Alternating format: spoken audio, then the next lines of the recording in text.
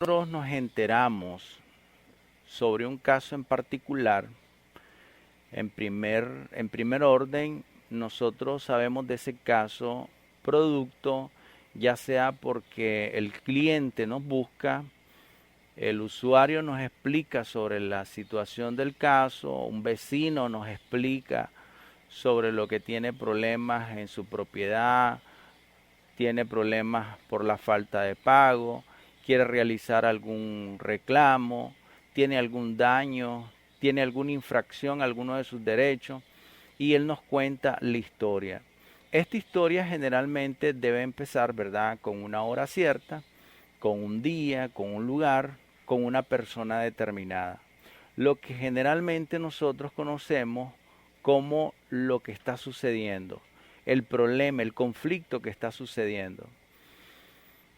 Esto es o nace a partir de la narración de los hechos. Esa narración de los hechos, cuando nosotros tratamos de ubicarla en el derecho o verificamos el derecho, lo primero que se nos ocurre es encuadrar esos hechos en el derecho. Eso significa de que si, por ejemplo, la persona tiene razón del reclamo que está haciendo, tenemos que establecer primero si tiene capacidad ella para intentar una demanda. En segundo lugar, nosotros verificamos si esos hechos por el cual se nos ha narrado, que aparentemente viola un derecho, existen pruebas, hay testigos, hay documentos, hay videos, cómo demostrar aparentemente esa infracción a ese derecho de esta persona que nos está buscando, que nos está pidiendo ayuda, que nos está, eh, que ha sido recomendada.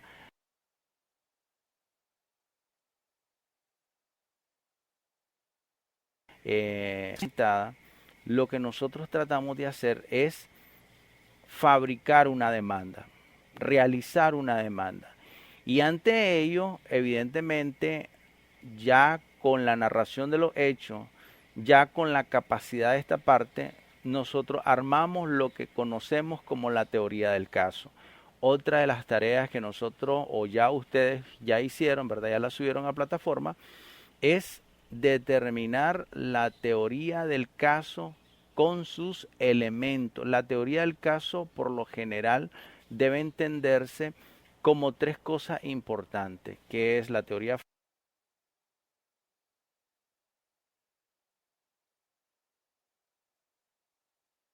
fáctica. Una de ustedes pueden ubicarla frente a una demanda cuando realizan ustedes el papel de defensa o de demandado.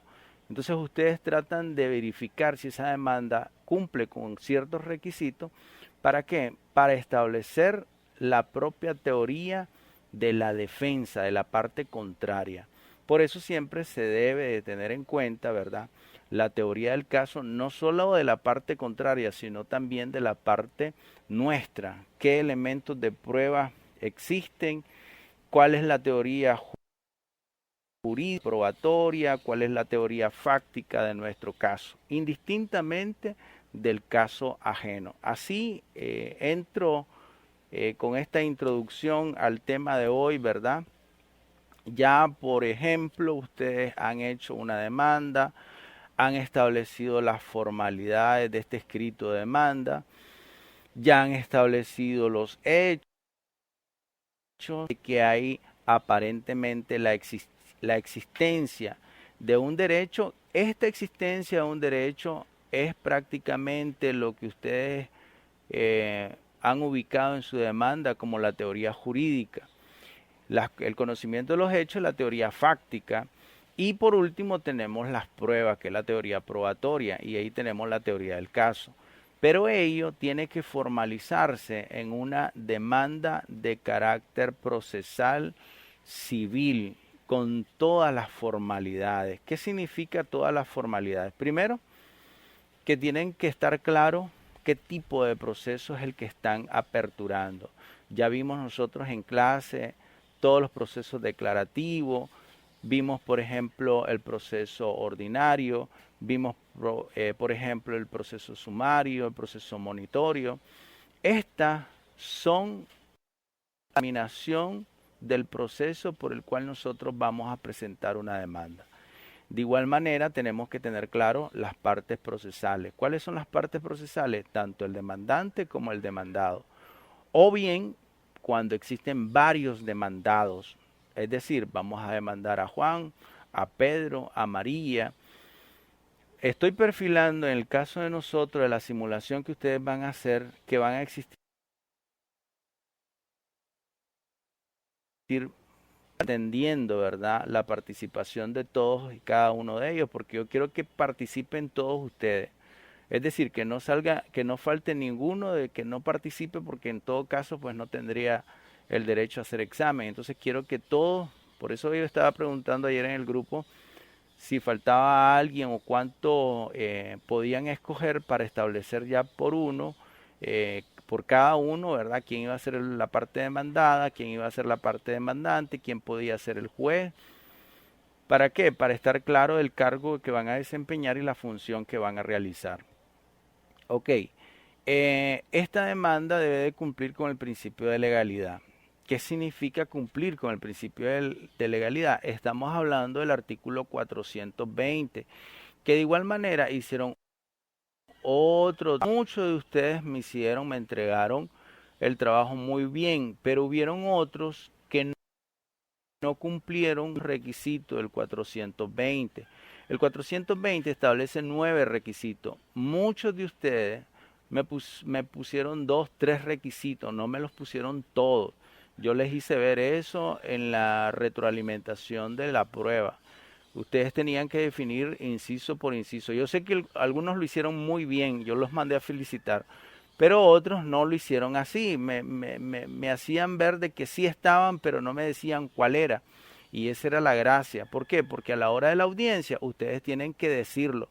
No basta en decir, ah, sí, está en la demanda, está en la contestación de demanda. No, tienen que establecer, esta es mi teoría fáctica, esta es mi teoría jurídica, esta es mi teoría probatoria, son tantos testigos, estoy fundamentando mi pretensión. Esa es la base de la finalidad. Ustedes no van a decirle al juez, está en la demanda, la teoría fáctica está en la demanda, mi teoría jurídica ahí está, ahí aparece en la demanda. No pueden llegar con ese tipo de argumento a una audiencia inicial. ¿Por qué? Porque acuérdense que el principio de oralidad se está grabando en una audiencia y si no está establecido de forma oral, ni la fundamentan, ni la saben pedir, ni saben cómo pedirla y cómo sustentarla, la contraparte se los va a comer. Y literalmente le digo que se los va a comer porque aunque esté en la demanda y si ustedes no lo verbalizan, se van a quedar cortos y pueden votar el caso. Perfectamente no pueden llegar ni siquiera a la audiencia probatoria. Por eso tienen que decirla, expresarla, indistintamente que esté en la demanda. Ustedes tienen que argumentarla, fundamentarla como que no estuviera la demanda en el expediente. ¿Por qué? El principio de oralidad, eso es lo que requiere, eso es lo que necesita y a eso estamos llamados, a eso estamos obligados. Dentro de la demanda también tenemos el valor de la pretensión. He insistido muchas veces con ustedes en establecer el valor de la pretensión. Dimos una clase de las cuantías, les hice llegar las circulares, les hice llegar 2 circulares en la cual establecía el monto de la cuantía por cada uno de los procesos, proceso ordinario, proceso sumario, proceso monitorio. Esas cuantías las van a hacer valer ustedes no solo en la audiencia, sino en todititos los casos que ustedes lleven hasta el momento que la corte cambie la cuantía. Recordemos que el único órgano que puede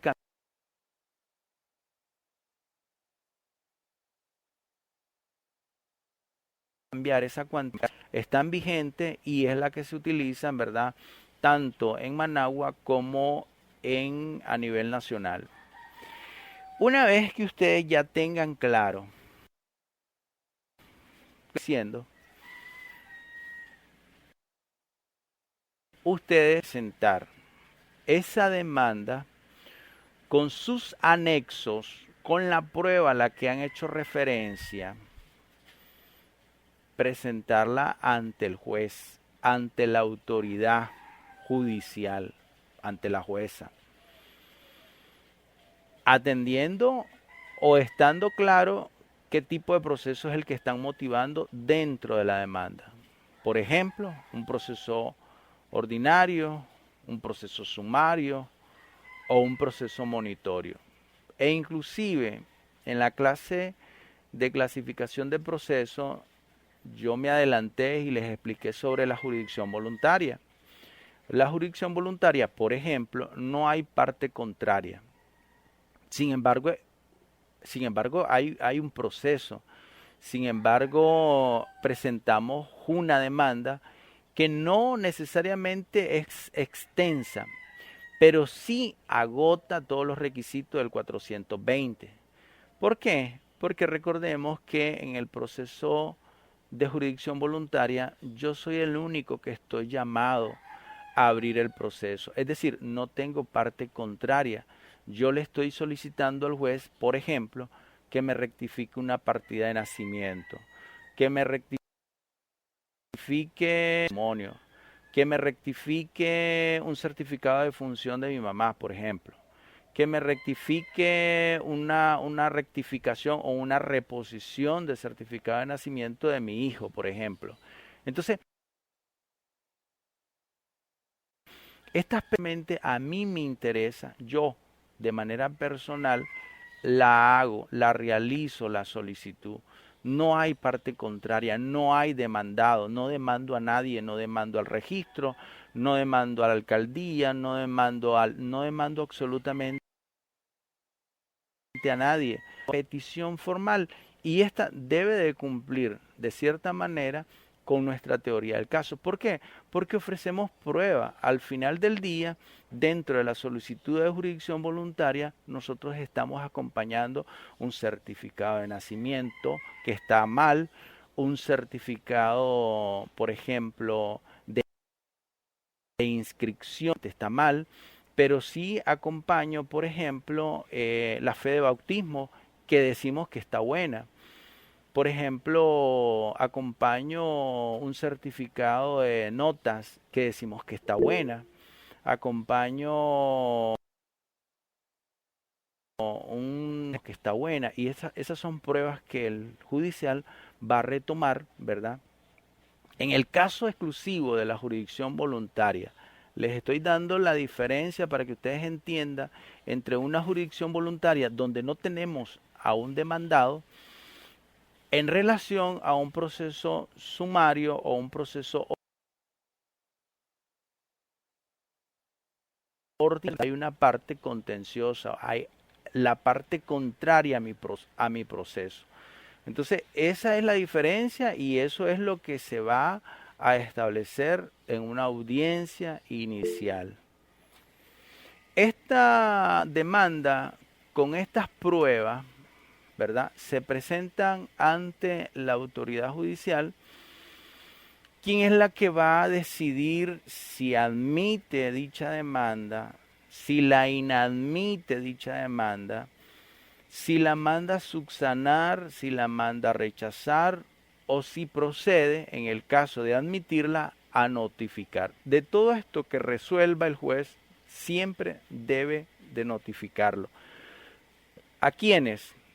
A las partes procesales. En el caso que la admita, evidentemente, va a haber una parte demandada, ¿verdad?, en la cual se le va a poner conocimiento que efectivamente hay una demanda. Esto se lo expliqué la semana pasada. Ya dejamos claros los tipos de proceso, ¿verdad? Proceso ordinario, sumario, monitorio. Se presenta a través de una demanda que cumpla con los requisitos del 420.